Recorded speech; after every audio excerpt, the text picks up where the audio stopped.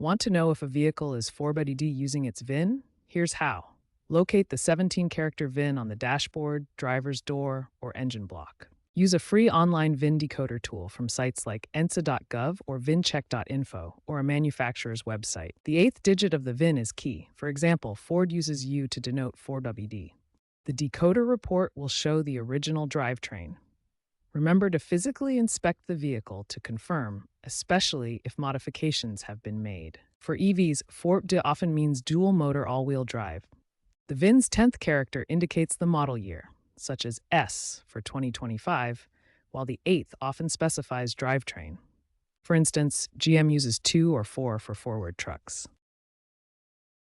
Keep in mind that VINs reflect factory specs, not later changes. The automotive industry is seeing a rise in forward systems, especially in EVs, with software-defined drivetrains evolving traditional VIN decoding.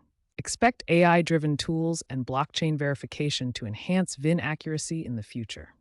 Always cross-reference VIN data with a physical inspection and expert advice, especially for older or modified vehicles.